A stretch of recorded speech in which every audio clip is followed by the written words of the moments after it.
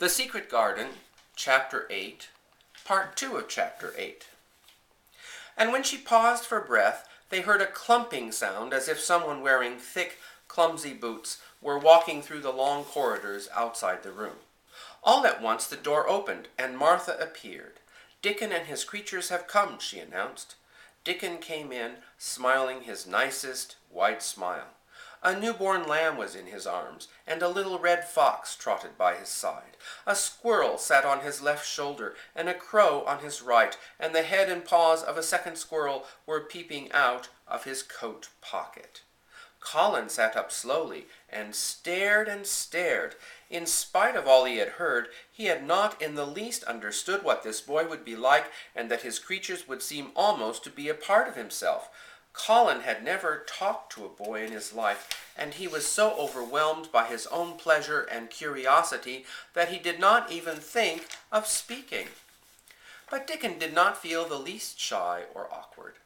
"This little fox cub is named Captain," he said, rubbing the little reddish animal's head. "And this crow here's Soot, and the squirrels, they're Nut and Shell." Then he walked over to Colin's sofa and put the newborn lamb quietly on his lap. And then there was no wondering what to say. Questions poured forth, and Dickon answered them all. He told them how he had found the lamb just as the sun was rising 3 mornings ago, and as he talked, Soot flew in and out of the open window and cawed remarks about the scenery, while Nut and Shell ran up and down the trunks of the big trees outside and explored their branches. Captain curled up near Dickon, who was on the hearth rug.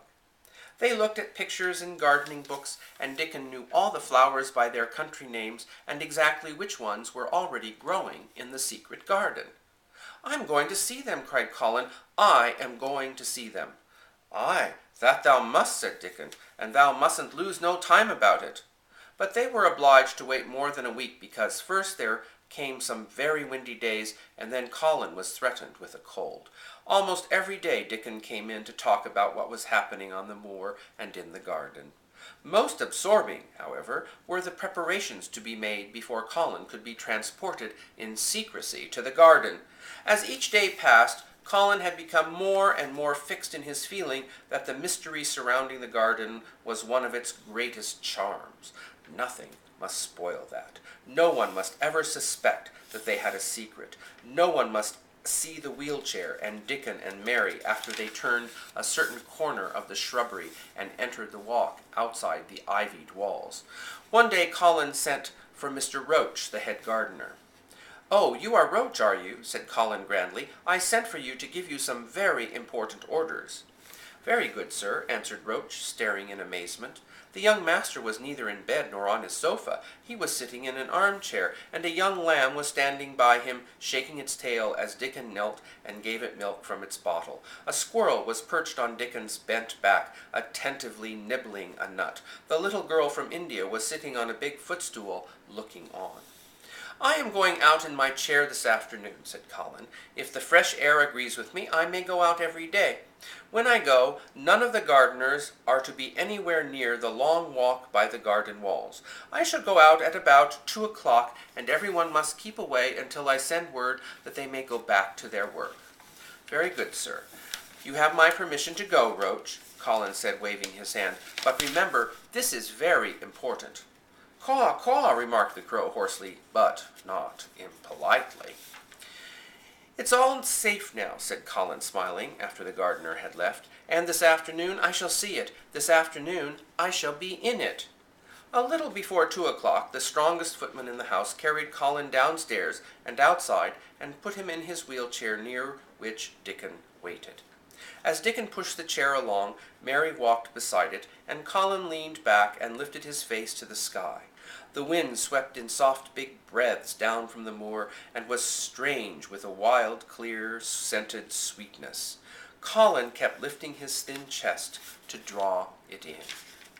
Not a human creature was to be sighted in the paths they took. They wound in and out among the shrubbery, and out and around the fountain beds, following their carefully planned route for the mere mysterious pleasure of it. But when at last they turned into the long walk by the ivied walls, the excited sense of an approaching thrill made them begin to speak in whispers. "This is where I used to walk up and down and wander, said Mary, and this is where the robin flew over the wall. Is it? Cried Colin. Oh, I wish he'd come again. And that, said Mary, with solemn delight, is where he perched on the little heap of earth and showed me the key, and this is the ivy that the wind blew back, and she took hold of the hanging green curtain. Oh, gasped Colin, and here is the handle, and here is the door. Dickon, push him in quickly. And Dickon did it with one strong, steady, splendid push. But Colin had actually dropped back against his cushions, and he had covered his eyes with his hands until they were inside, and the chair had stopped, and the door was closed. Not till then did he take them away, and look around and around and around, as Dickon and Mary had done. And over walls and earth and trees and swinging sprays and tendrils, the fair green veil of tender little leaves had crept. Everywhere were splashes of gold and purple and white, and the trees were showing pink and snow above his head, and there were flutterings of wings and faint, sweet pipes, and humming and scents, and the sun fell warm upon his face like a hand with a lovely touch, and in wonder Mary and Dickon stood and stared at him. Suddenly he looked different. A pink glow of color had actually crept all over them, ivory face and neck and hands and all. I shall get well, he cried out. Mary, Dickon, I shall get well, and I shall live for ever and ever and ever.